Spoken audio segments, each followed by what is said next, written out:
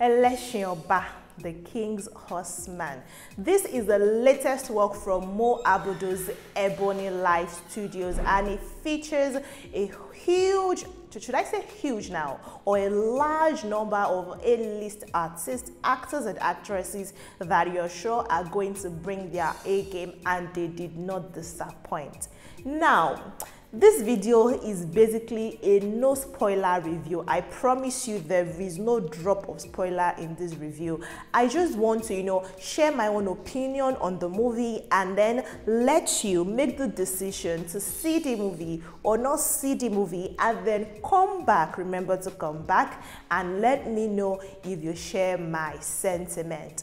Now, following the very disastrous work that Mo Abudu's Ebony Life Studios put out the last time that they titled Chief Daddy 2. And she even had to publicly apologize. You can tell that the Ebony Life Studios tried to redeem themselves with this body of work, which is basically an adaptation of Wole Soyinka's movie, Death and the King's Horseman. Now, the thing is, if they had made this movie very bastardized, I would have been very sad, because what can go wrong with adaptation of a stage play? I mean, the work of the legendary Wole Soyinka. If they had done something wrong, it would have, enraged a lot of Nigerians. But thankfully, they stuck to the storyline, which I think is the only saving grace and the only reason why I would encourage you to see this movie. Because if you want to look at it from a Nollywood aspect or from the Ebony Life Studios aspect, you just be like, oh, this is typical of them. You give us a very beautiful storyline, and just for you to put it together and make it a plot worth watching, or give us an ending worth speaking about, is just something they are unable to do. In recent time, though, Nollywood has been giving us a lot of, Yoruba historic epic movies, and I'm all here for it. From Femi Adebayo's Ageshinkole to Kunle Afolayan's Anikulapo. Actually, I think we should actually give Kunle Afolayan some thumbs up for being able to actually give us beautiful story adaptations, because this man, Charles of Play, tries to do to some English movies and adapt or remake previous old movies. Is just wrong, but Kunle has been able to do it very well. So I think Mo Abudu is also trying to do that, and it's not so wrong for her trying to, show us a real life event. So I will applaud that for them. But personally, if I am to look at Ageshinkole, Anikulapo, and of course Elesin, the King's Horseman, this these three recent historic epic Yoruba Nigerian movies, I think I will still, for story and tying everything together, I think I will give that to Ageshinkole. That story is truly, truly epic, and of course followed by Anikulapo, and then Mo Abudu's movie, Elesin. Now, having said that, let me get into the cast. Let me start from that.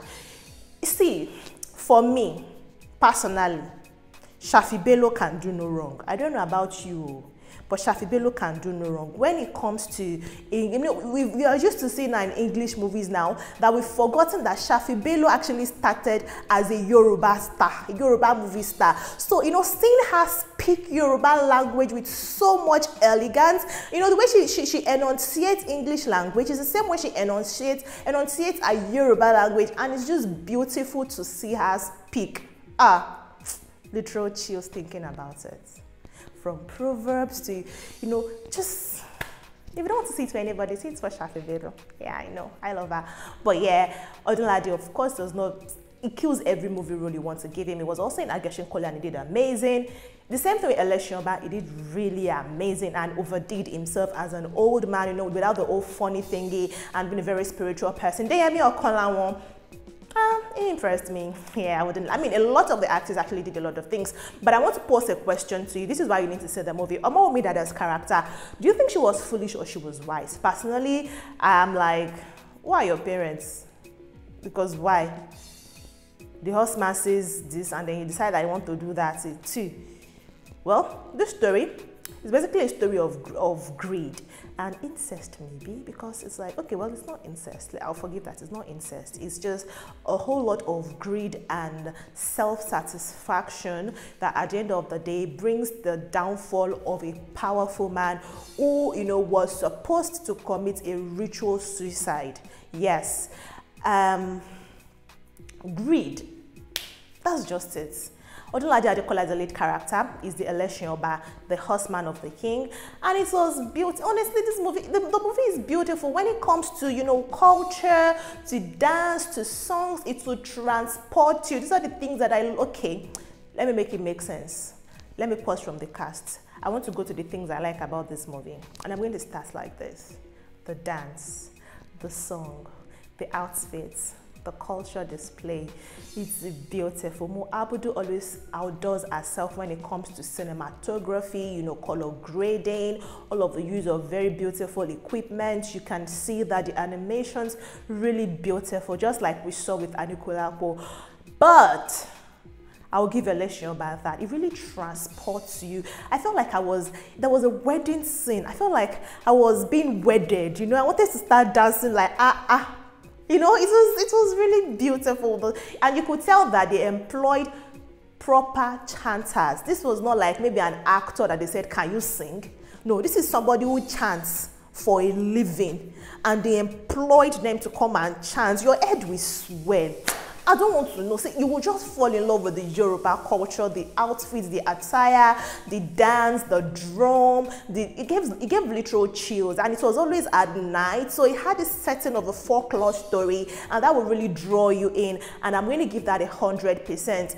Also, please, Ebony Life, why did you say special appearance? Taiwo Ajayi Lycett and Joke Silva. Special appearance should be Brimo or Lawale. Don't tell me. I was really vexed when I saw that. I was like, they are saying special appearance. Joke Silva and Taiwo Ajayi Lycett, they just sat down and wore hat on their head. Brimo came. You know, Brimo's voice, there's something about... Special appearance should have been Brimo. Don't just say song scoring. You know, no. Because at the end of this movie, guy, let me tell you, some persons, you know, I really sat. I sat in the cinema. I sat until the last person left the hall. I was there. Sat down and listened to all the comments. People legit were saying, this story no make sense. Something wrong with this story. But they go download Brimo's song. Brimo try, Brimo kill him. But they go try download Brimo's song. That should be the special appearance, honestly. Brimo did well.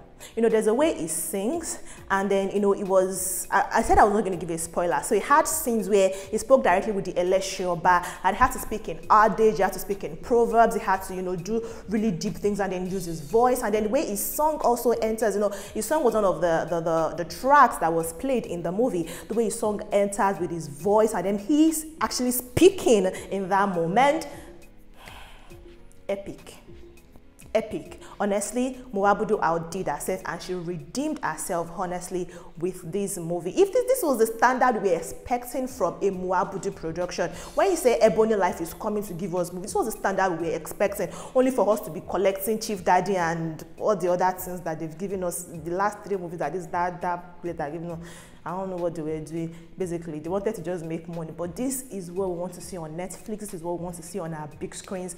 These are the kind of movies we want to see. Which is why I say that we can forgive the ending of that movie. Because something about Mo Abudu production is the ending always somehow loses sauce.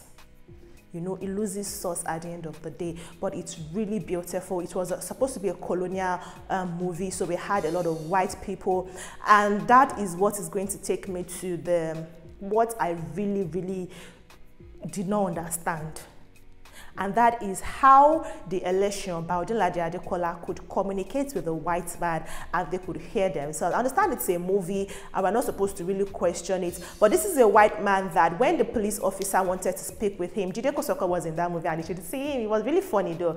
It's very, very not like what we see Jide Kosoko give us in movies. So it was really lovely to see. Jide Kosoko had to speak in broken English because apparently he's a Yoruba person and this was a white man, a British man. He had to speak in broken English in order for the man to understand him. But somehow the white man could understand Odunlade Adekola speaking to him in adages and proverbs and deep words and saying a lot of nuances in Yoruba language. Also, Shafi Bello was speaking and they heard, and the man also was responding in English language and they heard. These were people that did not understand that language. So I feel like there should have been some sort of language barrier, or you understand what I'm trying to say, or him, or do you get me?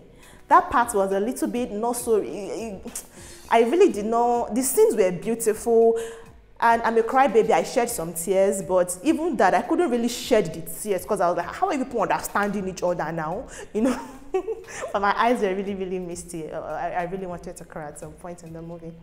But yeah, that was the part I really did not understand. And then the ending of the movie, the storyline, a lot of persons were like, oh no, this should not have happened. This was what you were trying to prevent all along. So like, what the heck is this? But I understand they're trying to portray, greed and, people not being logical when they think of things. So it's really understandable. I can forgive the ending also because it's an adaptation of a stage play, which is what made the movie really short. The movie is about 1 hour and 36 minutes or something. So it's a really short movie compared to what we see from Moabudu's production.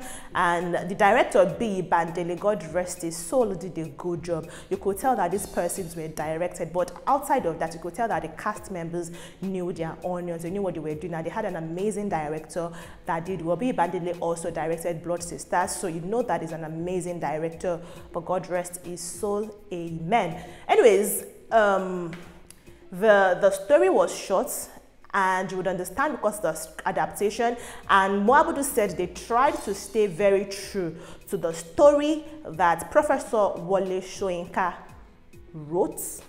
So they didn't really add their own mix to it, and so they had to end it the way it ended in that stage play several years ago. So I will forgive that. This is not a doing, but this was something that was written. It was also adapted by Bandele, so I'll forgive because he's no longer with us. But if this was something that was scripted by, let's say, Ted Abudu, now Temidayo Abudu, or some other persons who write stories for Ebony Life Studios, and they ended it like that, I would have asked questions like, what were you thinking? Just give us some more, because they carried us up. And then, just like elevator baby, they just dropped us, and you're like, what am I doing? What am I doing on the floor? Like, what am I doing on the floor? I should land softly. No, they didn't land us softly. We could not booga anybody, but you can forgive all of those things. You can forgive all of those things. It's the culture that was displayed will make you forgive. The storyline, the acting, it will make you want to just, see the movie again. It's a movie you can actually see again.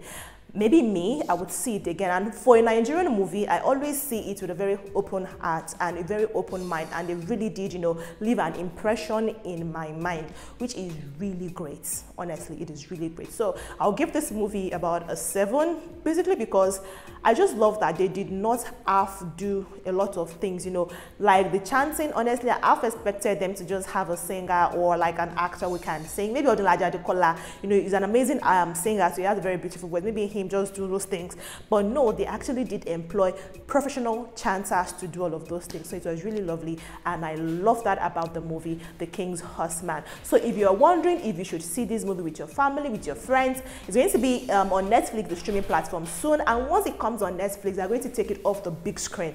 They're going to take it off cinemas because it's now a Netflix movie. It is going to be off cinemas. So if you want to really enjoy it on the big screen, you can go to the cinema, quickly rush there before it comes out on Netflix to see it with your family and friends. And if you want to wait till Netflix, actually, I'm going to encourage you to wait until it's on Netflix.